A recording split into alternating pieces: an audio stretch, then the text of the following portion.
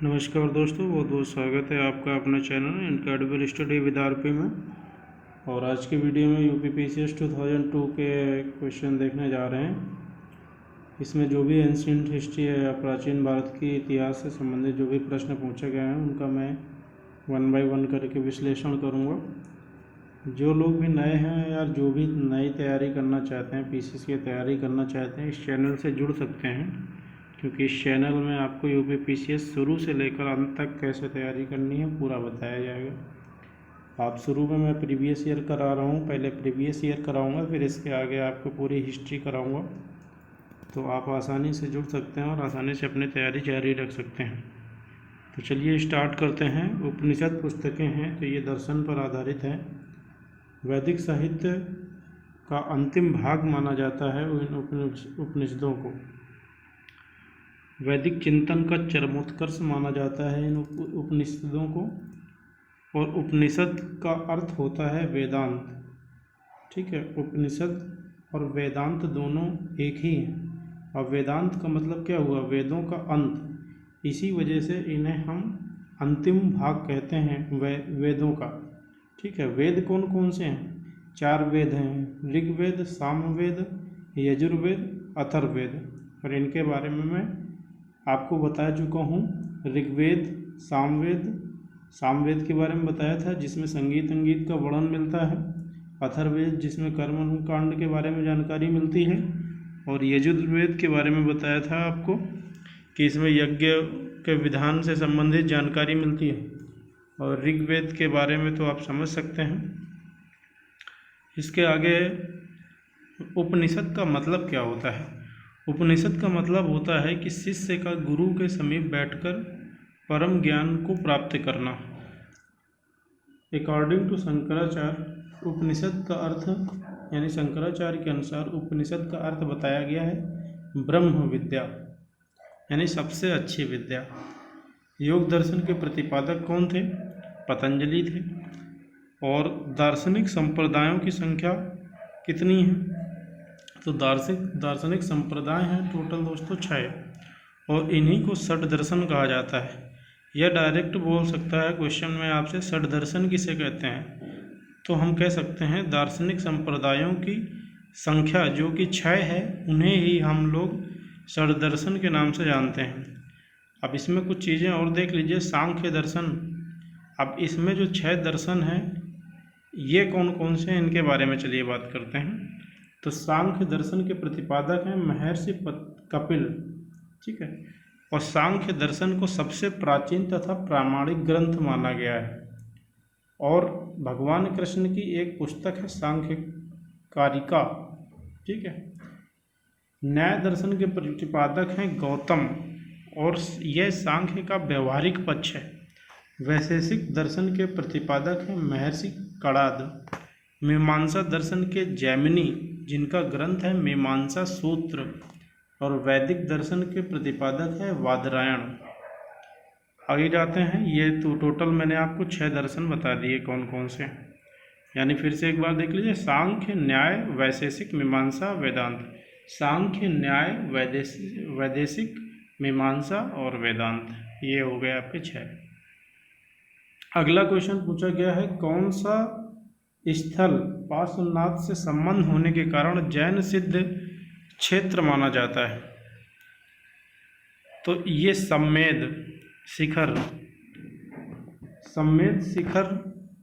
एक ऐसा स्थान है जहाँ पर पार्श्वनाथ ने तपस्या की थी, और इसी कारण से इसे जैन सिद्ध क्षेत्र कहा जाता है। पार्श्वनाथ कौन थे? तो सबसे पहले आपको बताऊं तो जैन धर्म के टोटल 24 तीर्थंकर हुए हैं, जिसमें से प्रथम थे आपके ऋषभदेव, और 24वें थे अपने स्वामी जी महावीर स्वामी, और 23वें तीर्थंकर पार्श्वनाथ थे। और इन्होंने ही सम्मेद शिखर पर भयंकर तपस्या की, और जिसके परिणाम स्वरूप इन्हें सिद्धि की प्राप्ति हुई, और इसी कारण से इस क्षेत्र को जैन सिद्ध क्षेत्र माना जाता है।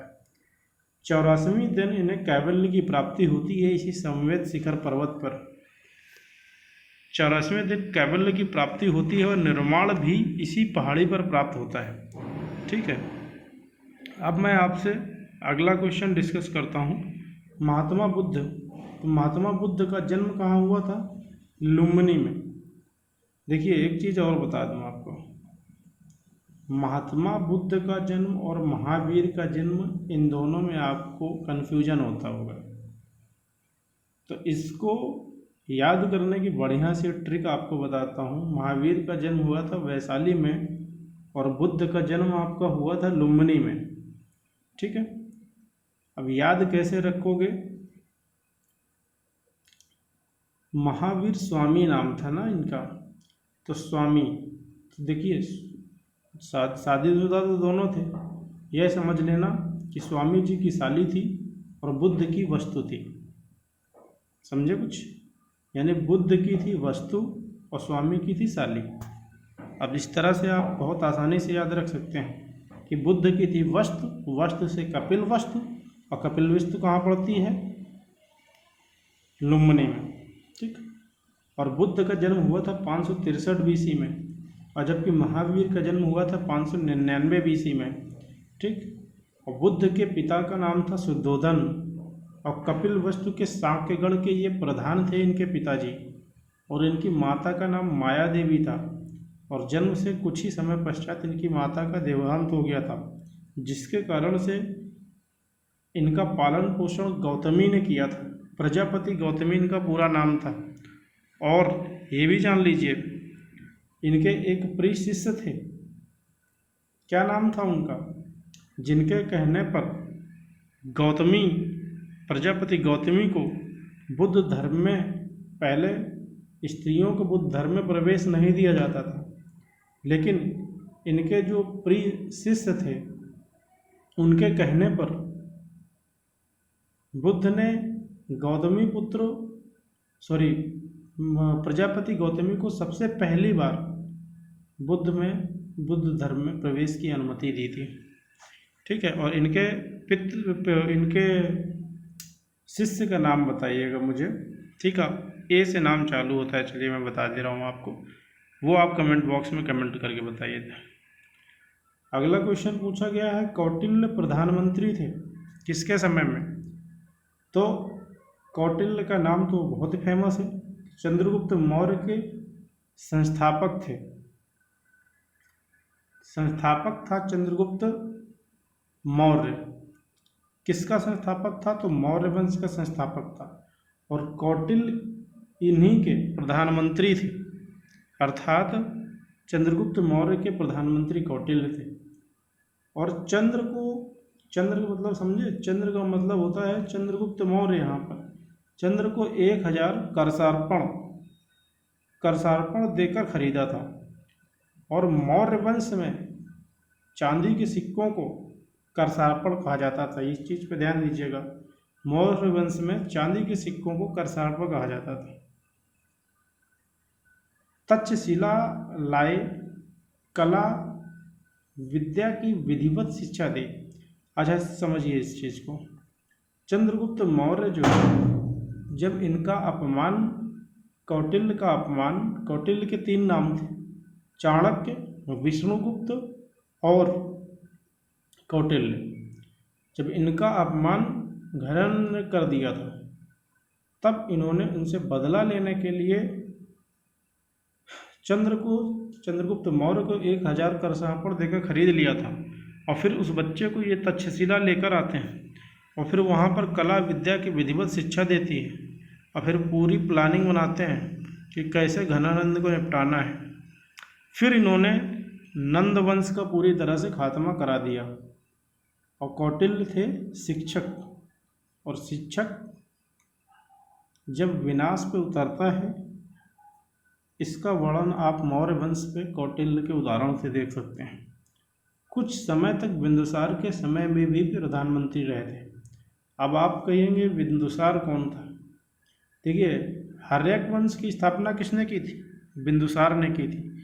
और मौर्य वंश जो, देखिए पूरा आपको एक तरफ से बता देता हूँ, हर्यक वंश। हर्यक वंश की स्थापना करी बिंदुसार ने, और बिंदुसार का बेटा था अजातशत्रु, और अजातशत्रु का बेटा था उदयन, और इनको पितृहंता भी कहा जाता है। अजातशत्रु और उदयन दोनों को ही पितृहंता कहा जाता है, क्योंकि अजातशत्रु ने अपने पिता बिंदुसार की हत्या कर दी थी और उदयन ने अपने पिता अजातशत्रु की हत्या कर दी थी। तो इसके पहले नंद वंश के पहले शासन चल रहा था हर्यक वंश का। तो हर्यक वंश में बिंदुसार के समय में भी ये प्रधानमंत्री रहे थे। अगला क्वेश्चन है बीजगणित के ज्ञाता कौन है?